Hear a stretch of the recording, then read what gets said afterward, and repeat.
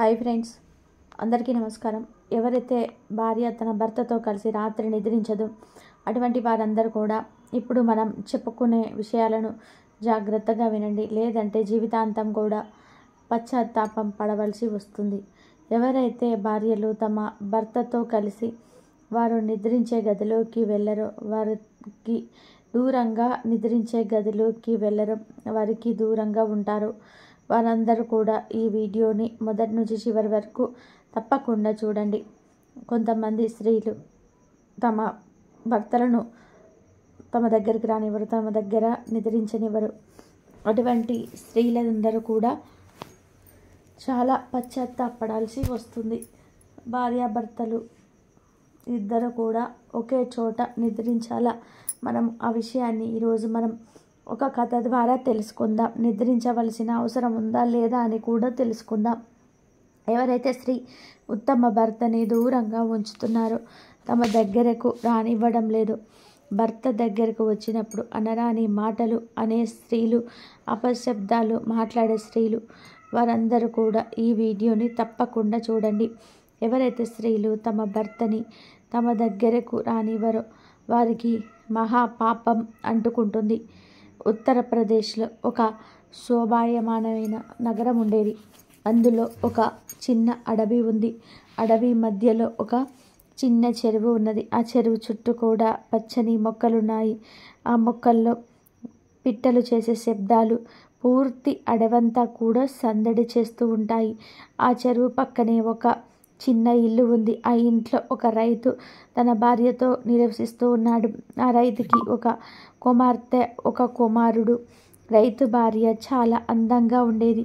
రైతు కోసం ఎవరైనా పురుషుడు ఇంటికి వచ్చినప్పుడు అనుకోకుండా వారి దృష్టి రైతు భార్యపై పడింది అంటే వారందరూ కూడా ఆమెను మోహిస్తూ ఉండేవారు. ఒకానొక సమయంలో సాయంత్రం అయిపోయింది, బాగా అర్ధరాత్రి అయిపోయింది. ఆ సమయంలో ఆ రైతు అడవిలో నుండి వస్తున్నాడు. అప్పుడు అడవిలో ఎవరూ లేరు. ఆ సమయంలో ఆ రైతు అసలు అడవిలో ఎందుకు తిరుగుతున్నాడో, అసలు అతని ముఖంలో ఎలాంటి భయము కూడా లేదు. ఇంకా తను చిరునవ్వుతో ఉన్నాడు. ఎటువంటి భయం లేకుండా వెళ్తున్నాడు. తను అలా వెళ్తూ ఉండగా అక్కడ ఒక చిన్న పూరి గుడిసె కనిపించింది. తను ఆ గుడిసె దగ్గరికి వెళ్ళేసరికి ఆ గుడిసె బయట ఒక అందమైన స్త్రీ ఉంది. ఆ స్త్రీని చూడగానే ఆ రైతు ముఖంలో ఒక చిరునవ్వు. ఆ స్త్రీ రైతును చూడగానే ఆమె కూడా చిన్నగా నవ్వింది. అప్పుడు ఆమె అడుగుతుంది, మీరు రావడానికి ఎందుకింత ఆలస్యమైంది? నేను మీకోసం చాలాసేపటి నుండి ఎదురు చూస్తూ ఉన్నాను. నేను ఇప్పుడు ఇక్కడ నుండి వెళ్ళిపోదామని అనుకున్నాను. ఇంతలో నాకు ఏదో శబ్దం వినిపించడంతో ఇక్కడి నుంచి చూస్తూ ఉన్నాను. చూసేసరికి వచ్చింది మీరే. మిమ్మల్ని చూసి నేను ఆగాను అని చెప్పింది. అప్పుడు రైతు అంటున్నాడు, ఈరోజు నా భార్యకు నిద్ర రాలేదు. నేను ఆమెను నిద్ర పొమ్మని చెప్పాను, కానీ ఆమె నిద్ర రావడం లేదు అని చెప్పింది. నేను ఆమెను ఏదో ఒక విధానంగా నిద్రపుచ్చి వచ్చేస్తున్నాను. ఏదో ఒక విధానంగా ఇంట్లో నుండి బయలుదేరి నీ దగ్గరికి వచ్చాను. అందువలన ఈరోజు నాకు రావడానికి ఆలస్యమైనది అని చెప్పాడు.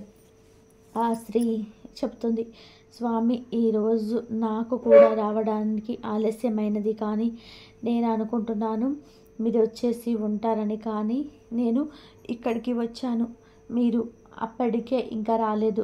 నేను ఆలోచిస్తున్నాను, ఒకవేళ మీరు వచ్చి వెళ్ళిపోయారేమోనని. కాసేపు ఎదురు చూస్తే ఏదో ఒకటి తెలుస్తుందిలే అని నేను ఇక్కడి నుంచే ఎదురు చూస్తూ ఉన్నాను. చూస్తూనే గంట సమయం గడిచిపోయింది. నేను వెళ్ళిపోదాం అనుకునే లోపే మీరే వచ్చారు. ఇంతలో రైతు అంటున్నాడు, ఇక మనం ఆ గుడిసెలోకి వెళదాము అని చెప్పి, ఎందుకంటే తెల్లవారిపోయేలాగా ఉంది, ఈలోపే మనము మన ఇళ్ళకి వెళ్ళిపోవాలి అని చెప్పేసరికి ఆమె అంటుంది, నా భర్త కూడా తొందరగానే నిద్రలేస్తాడు అని చెప్పింది. నేను ఒకసారి నా భర్తకు పట్టుబడ్డాను. అప్పుడు నేను శౌచాలయానికి వెళ్ళారని చెప్పినప్పుడు నా భర్త ఏమీ అనలేదు. ఇద్దరు కూడా ఆ గుడిసె లోపలికి వెళ్ళి కాసేపు ఆనందంగా గడిపారు. ఆ విధంగా రైతు తన భార్యను మోసం చేసి అక్కడికి వచ్చాడు. ఆ స్త్రీ తన భర్తను మోసం చేసి అక్కడికి వచ్చింది. ఎవరైతే స్త్రీలు తమ భర్తను మోసం చేస్తారో అసలు వారి జీవితంలో ఏం జరుగుతుంది? ఎవరైతే పురుషులు తమ భార్యను మోసం చేస్తారో వారి జీవితంలో ఏం జరుగుతుంది? ఒకానొక సమయంలో ప్రశాంతమైన వాతావరణంలో పరమేశ్వరుడు ధ్యాన ముద్రలోనే కూర్చొని ఉన్నాడు. అప్పుడు గరుడ అంతరిక్షంలో వెళ్తూ నారాయణ నారాయణ అంటూ కైలాస పర్వతం మీదకు వచ్చాడు. కైలాస పర్వతం మీదకు వచ్చి పరమేశ్వరుడికి నమస్కరించి గరుడ పరమేశ్వరుడితో చెప్తున్నాడు, ఈరోజు నేను పృథ్వీలోకంలో భ్రమణం చేస్తున్నాను. అప్పుడు అక్కడ చూశాను, ఒక భార్య తన భర్త నిద్రపోయిన తర్వాత అడవి వైపుకు వెళ్ళి ఒక గుడిసె దగ్గరికి వెళ్ళి ఒక పరాయి పురుషుడి కోసం ఎదురు చూస్తూ ఉంది. ఒక పురుషుడు తన భార్యని తన పిల్లలని మోసం చేసి అర్ధరాత్రి అడవిలో ఆ గుడిసె దగ్గరికి వచ్చారు. వాళ్ళిద్దరు కూడా అక్కడ శారీరక సంబంధాన్ని పెట్టుకున్నారు. ఆమె తన భర్తను మోసం చేస్తుంది. ఇక్కడ పురుషుడు భార్య పిల్లల్ని మోసం చేస్తున్నాడు. ఇదంతా చూసి నా మనసులోనే కొంచెం ప్రశ్నలు మొదలయ్యాయి. ఆ ప్రశ్నలకు సమాధానం నాకు కనిపించటం లేదు. నేను ఎంత వెతికినా కూడా నాకు ఆ ప్రశ్నలకి సమాధానం లభించటం లేదు. ఇంతలో పరమేశ్వరుడు అంటున్నాడు, గరుడదేవ, ఎందుకు అంతలాగా చింతిస్తున్నావు? నీ మనసులో ఏవైతే ప్రశ్నలు ఉన్నాయో అవి నాకు చెప్పు. నువ్వు అడిగే ప్రశ్నలకి సమాధానం చెప్పడానికి నేను సిద్ధంగా ఉన్నాను. పరమేశ్వరుడు అంటున్నాడు, గరుడ, నీకు తెలుసు కలియుగం నడుస్తుంది. కలియుగంలో ఇవన్నీ కూడా అంత గొప్ప విషయాలేమీ కావు. అయినా నీ మనసులోని ప్రశ్నలు ఏమిటో అడుగు.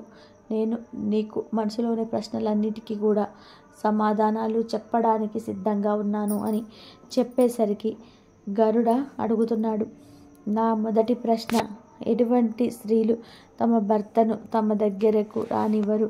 ఆ స్త్రీల జీవితంలో ఏమేం జరుగుతుంది? వారి భర్తను వారి దగ్గర ఎదిరించకపోవడం వలన వారికి ఎటువంటి పాపం తగులుతుంది? నాకు ఈ ప్రశ్నకు సమాధానాన్ని చెప్పమని అడిగేసరికి పరమేశ్వరుడు అంటున్నాడు, గరుడా, నువ్వు ఈ రెండవ ప్రశ్నను కూడా అడుగు. నేను నువ్వు అడిగిన 2 ప్రశ్నలకి కూడా సమాధానాన్ని ఒకేసారి చెప్తాను అని పరమేశ్వరుడు చెప్పాడు. అప్పుడు గరుడ అంటున్నాడు, ఎటువంటి స్త్రీలు వారి జీవితంలో ఈ 3 తప్పులను చేస్తారు? ఈ 3 తప్పులు చేసిన స్త్రీలు పశ్చాత్తాపడాల్సి వస్తుందట. ఎటువంటి 3 తప్పులను స్త్రీలు చేయడం వలన వారు జీవితాంతం ఏడుస్తారు? గరుడ చెప్తున్నాడు, నా ప్రశ్నలు ఇవే, వీటికి మీరు దయచేసి సమాధానాన్ని చెప్పమని అడిగాడు. పరమేశ్వరుడు అంటున్నాడు, ఈరోజు నువ్వు మానవజాతి కళ్యాణం కోసం చాలా మంచి ప్రశ్నలను అడిగావు. పరమేశ్వరుడు అంటున్నాడు, గరుడ, ఇప్పటి కాలంలో నీకు తెలుసు, స్త్రీలు ఉత్తమ భర్తలను వదిలేసి పరపురుషుల వైపు ఆకర్షితులవుతున్నారు. అక్కడ ఆ స్త్రీలు భర్తలు కూడా తమ భార్యలను వదిలేసి పరాయి స్త్రీలకి ఆకర్షితులవుతున్నారు. ఇది కలియుగం. ఇదంతా కూడా అంత గొప్ప విషయమైతే ఏమీ కాదు. గరుడ, నేను ఈరోజు నీకు ఒక కథ ద్వారా చెబుతాను. ఎవరైతే స్త్రీలు తమ భర్తని తమ దగ్గరకు రానివ్వరో వారికి ఎటువంటి పాపం తగులుతుంది? గరుడ అంటున్నాడు, ప్రభు, నాకు ఆ కథను వినిపించండి. ఆ కథను వినాలని నేను చాలా ఉత్సాహంగా ఉన్నాను అని చెప్పేసరికి పరమశివుడు కథను చెప్పడం ప్రారంభించాడు. ఒక నగరంలో ఒక సాధారణమైన జీవితాన్ని జీవించే ఒక వ్యాపారి నివసిస్తూ ఉన్నాడు. అతడికి ఒక పుత్రుడు. అతని పేరు విక్రమాదిత్యుడు. ఆ వ్యాపారి చాలా ధనవంతుడు. తన దగ్గర చాలా ధనం ఉండేది. ఎందుకంటే ఆ వ్యాపారస్తుడు చాలా కష్టపడి వ్యాపారాన్ని చేస్తూ ఉండేవాడు. అందువలన అతను చాలా ధనాన్ని సంపాదించాడు. ఆ వ్యాపారి రైతుల దగ్గర ధాన్యాన్ని కొని తక్కువ రేటుకు కొని పెద్ద పెద్ద వ్యాపారస్తులకి ఎక్కువ రేటుకి ధాన్యాన్ని అమ్ముతూ ఉండేవాడు. ఆ వ్యాపారస్తుడు భార్య చాలా అందంగా ఉండేది. తన వ్యాపారంలో ఎంత ధనాన్ని సంపాదించినా కూడా తీసుకొని వచ్చి తన భార్యకి ఇస్తూ ఉండేవాడు. తన పుత్రుని చాలా ప్రేమగా చూసుకుంటూ ఉండేవాడు. కానీ ఆ వ్యాపారస్తుడు తన పుత్రుడికి చాలా స్వతంత్రాన్ని ఇచ్చాడు. తను ఏం కోరుకుంటే అది చేసేవాడు. ఆ వ్యాపారస్తుడు తన పిల్లవాడికి ఎంతో స్వేచ్ఛనిచ్చాడు. అతడు చెడు సావాసంలోకి వెళ్ళిపోయాడు. చెప్తూ ఉంటారు కదా, అత్యధికమైన స్వేచ్ఛనిచ్చినట్లయితే మనసులు తప్పుతోవ పడతారని. ఆ వ్యాపారి పుత్రుడి విషయంలో కూడా అదే జరిగింది. ఆ వ్యాపారస్తుడు కొడుకు విక్రమాదిత్యుడు జూదం ఆడుతున్నాడు. తన తండ్రి సంపాదించిన ధనాన్ని మొత్తం కూడా జూదంలోనే పోగొడుతున్నాడు. తల్లితో అబద్ధాలు చెప్పి డబ్బులను తీసుకొని వెళ్తున్నాడు.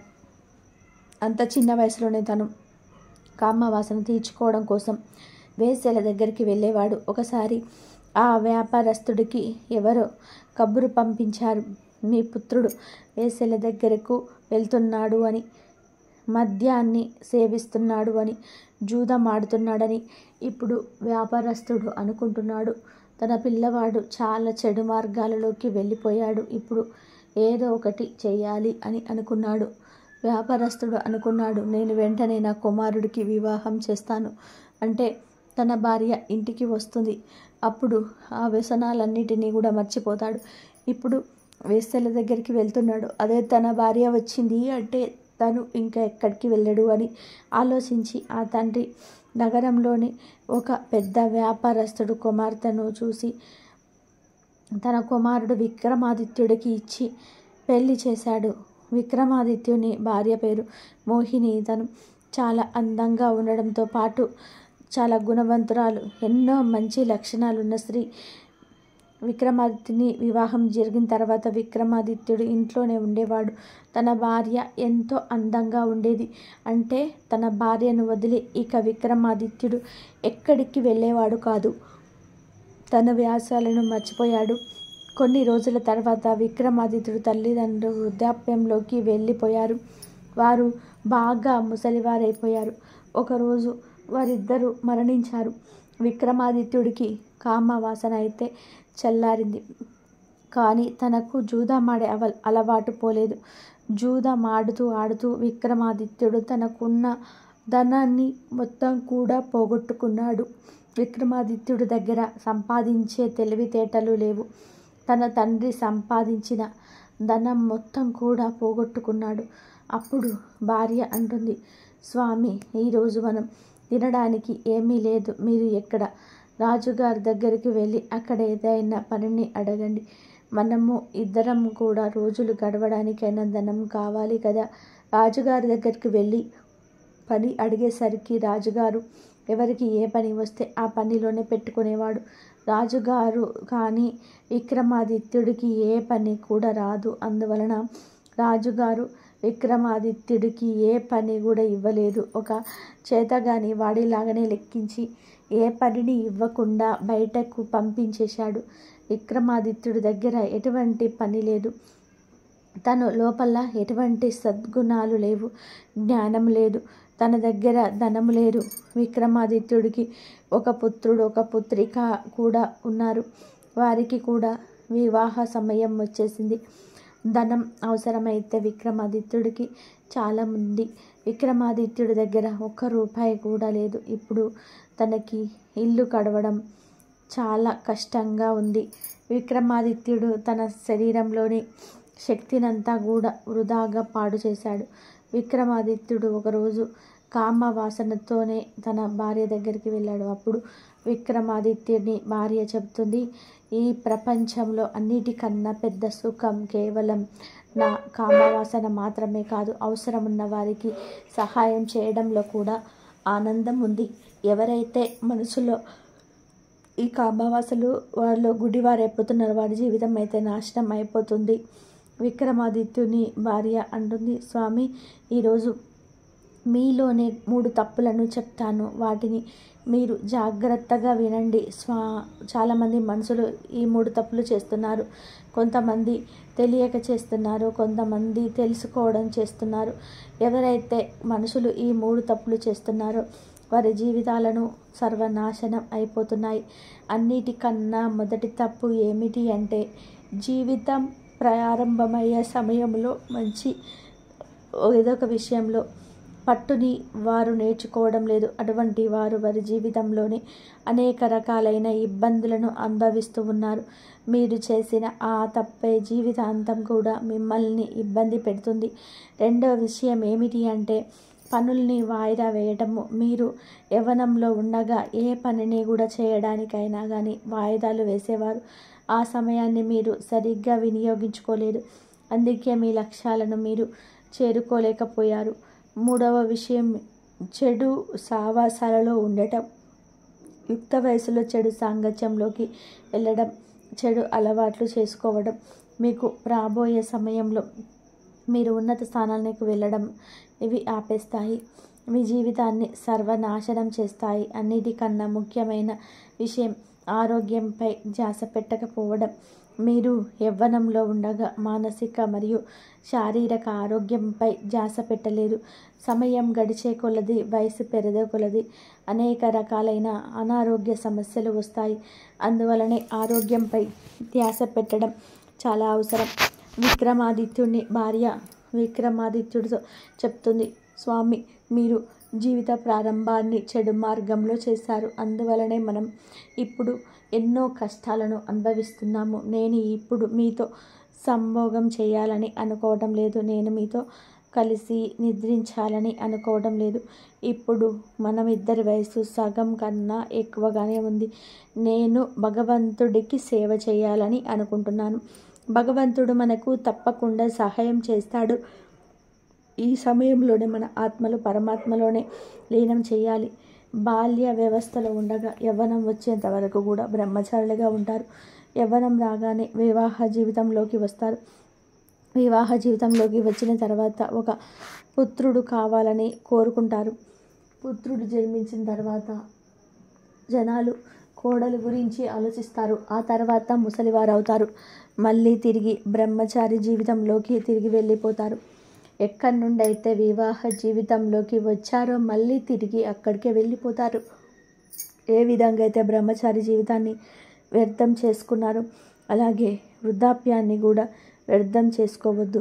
పూజారి కార్యక్రమాలను, భజనలు, కీర్తనలు చేయాలి. నేను మిమ్మల్ని నాశనం అవ్వనివ్వను.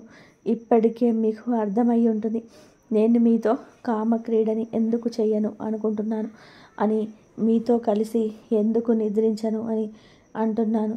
అప్పుడు మనకి ఒకటే లక్ష్యం, మన పిల్లలకి వివాహం చేయటం.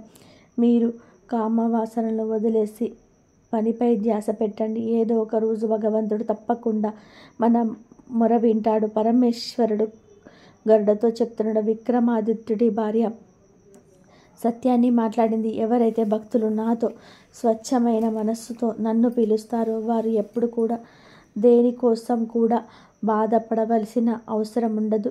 విక్రమాదిత్యుడి భార్య ఒకరోజు ఒక ముసలవ్వని కలిసింది. ఆ ముసలవ్వ తనకున్న తన సంపత్తులని అంతా కూడా విక్రమాదిత్యుడి భార్యకు ఇచ్చేసింది. ఆమె ఆలింట్లోనే ఉండడం ప్రారంభించింది. ఆ ముసలి అవ్వ ఎవరు ఏం చెప్పింది, నాకు పుత్రుడు లేడు, నాకు సంతానం లేదు, నన్ను మీరు జాగ్రత్తగా చూసుకోండి, నాకు 2 పూటల భోజనాన్ని పెడితే చాలు అని చెప్పి ఆ ముసలవ్వ విక్రమాదిత్యుని ఇంట్లోనే ఉండడం ప్రారంభించింది. విక్రమాదిత్యుడు తన పిల్లల వ్యవహారాన్ని జరిపించాడు. అందరూ కూడా సంతోషంగా ఉన్నారు. పరమేశ్వరుడు చెప్తున్నాడు, గరుడ ఆ ముసలమ్మపై ఇచ్చిన ధన సంపత్తులతో విక్రమాదిత్యుడు కూడా చాలా సంతోషంగా ఉన్నాడు. వారి ఇంట్లోకి ధనం వచ్చింది. విక్రమాదిత్యుడికి మళ్ళీ కొంచెం విక్రమాదిత్యుడు మంచి దొడ్డి మళ్ళీ అతని దారిలోకి వెళ్ళిపోయాడు. నిద్రించడానికి నిరాకరించింది. కామవాసనకి కూడా ఒప్పుకోవడం లేదు. అందువలనే విక్రమాదిత్యుడు మళ్ళీ చెడు మార్గంలోకి వెళ్ళిపోయాడు. పరమేశ్వరుడు చెప్తున్నాడు, గరుడ, ఎవరైతే నువ్వు చూసి వచ్చావో విక్రమాదిత్యుడు ఒక స్త్రీ యొక్క ప్రేమజాలంలో ఇరుక్కున్నాడు. ఎందుకంటే తన భార్య తనని తన దగ్గర నిద్రించనివ్వడం లేదు, తన కామవాసనని కాంతింపచేయడం లేదని, తను కామవాసనను తీర్చుకోవడం కోసం పరాయి స్త్రీల యొక్క వాసనలో ఇరుక్కుపోయాడు. అందువలనే తన భార్య నిద్రపోయిన తర్వాత అడవిలోకి వెళ్ళి ఆ గుడిసెలో తన కామ వాసనను తీర్చుకున్నాడు. ఆ తర్వాత ఇద్దరు కూడా ఎవరి ఇళ్లకు వారు వెళ్ళిపోతున్నారు. పరమేశ్వరుడు చెప్తున్నాడు, గరుడ, స్త్రీలు ఎలాగా కూడా చేయకూడదు. తమ భర్తలను ఆ విధంగా వదిలేయకూడదు. ఏ విధంగా అయితే విక్రమాదిత్యుని భార్య చేసిందో ఆ విధంగా చేయకూడదు. ఒక్కసారిగా స్త్రీలు తమ భర్తలను ఆ విధంగా వదిలేస్తే వారితో కామక్రీడ చేయడం మానివేసినట్లయితే వారు తప్పుడు దారిలోకి వెళ్ళిపోతారు. ఇప్పుడు స్త్రీల గురించి మహాపూర్ణమైన మాట చెప్తాను, వినండి. పరమేశ్వరుడు చెప్తున్నాడు, రాత్రి సమయంలో స్త్రీలు తన భర్త పక్కన నిద్రించడం మానివేయకూడదు. ఒకసారిగా తమ భర్తలను వదిలేయకూడదు. ఎవరైతే స్త్రీలు తమ భర్తలను రాత్రి సమయంలో తమ దగ్గర నిద్రించనివ్వరో వారి భర్తలు వేరొక స్త్రీలను వెతుక్కుంటూ రాత్రి సమయంలో వెళ్ళిపోతారు. అందువలనే స్త్రీలు తమ భర్తలు రాత్రి సమయంలో ఒంటరిగా వదిలేయకూడదు. రెండవ విషయం ఏమిటంటే, స్త్రీలు భర్తలను ఆ విధంగా వదిలేసినట్లయితే వారు వ్యభిచారులు అవుతారు. ఎవరైతే స్త్రీలు తమ భర్త యొక్క అన్ని కోరికలు నెరవేరుస్తారో వారు తమ భర్తలను సరైన మార్గంలోకి తీసుకొని వచ్చి తమ భర్తలను ఉన్నత స్థానంలో నిలబెడతారు. వారే ఉత్తమమైన స్త్రీలు. ఎవరైతే స్త్రీలు తమ భర్తలతో శారీరక సంబంధాలను త్యాగం చేస్తారో వారు తమ భర్తను వ్యభిచారంలో అవ్వడానికి కారణమైన దోషులుగా చెప్పబడ్డారు. అందువలనే ప్రతి స్త్రీ కూడా తమ భర్త దగ్గర నిద్రించాలి. ఎందుకంటే తమ భర్తలు పరాయి స్త్రీల వ్యామోహంలో వ్యభిచారులుగా కాకూడదు. మూడో విషయం, స్త్రీలే తమ భర్తలు ఎప్పుడు కామవాసనతో ఉన్నట్లయితే భర్తను మెల్లమెల్లగా మార్చుకొని వారే భర్తలను సరైన దారిలోనికి తెచ్చుకోవాలి. మంచి మంచి సత్సంగాలను వినిపించాలి. భగవత్ చర్చలు చేయాలి. ఎక్కడైతే భగవంతుడి యొక్క చర్చలు జరుగుతాయో అక్కడికి వారిని తీసుకొని వెళ్ళాలి. వారిని దూషితమైన బుద్ధిలో మంచి ఆలోచనలు వచ్చేటట్టుగా చేయాలి. మెల్లమెల్లగా సరైన మార్గంలోకి రావాలి. భగవంతుడు భజన చేయాలి. భగవంతుడు తపస్సు చేయాలి. అప్పుడే భార్యాభర్తల యొక్క జీవితము సఫలమవుతుంది. అలా కాకుండా స్త్రీలు భగవంతుడి యొక్క భక్తిలో లీనమైపోయి భర్తని వ్యభిచారిగా మారుస్తూ ఉంటే అది కూడా తప్పే. భార్యాభర్తలు ఎవరైతే ఉన్నారో వారి జీవితంలో అనే బండికి 2 చక్రాలు లాంటి వారు. ఒక చక్రంతో బండి నడవదు. అందువలన స్త్రీలు ఉత్తమ భర్తల యొక్క కోరికలను తీరుస్తూ వారిని సరైన మార్గంలోకి తీసుకువచ్చి నిలబెట్టాలి. అటువంటి స్త్రీలని ఈ సమాజంలో సర్వశ్రేష్ఠులుగా చెప్పారు. వారి భర్తలు తప్పుడు మార్గంలోకి వెళ్ళకుండా ఆపుతారో, తమతో పాటు తమ భర్త కళ్యాణం కోసం పాటుపడతారో వారే సర్వశ్రేష్టమైన స్త్రీలు. పరమేశ్వరుడు గరుడతో చెప్తున్నాడు, నువ్వు అడవిలో గుడిసెలో ఎవరినైతే చూసావో తానే విక్రమాదిత్యుడు. గరుడ తన ప్రశ్నలకి సమాధానాన్ని తెలుసుకొని చాలా సంతోషించాడు. నారాయణ నారాయణ అంటూ అక్కడి నుండి వెళ్ళిపోయాడు. వీడియో నచ్చితే లైక్ చేయండి, షేర్ చేయండి. ఓం నమః శివాయ అని తప్పకుండా కామెంట్ చేయండి.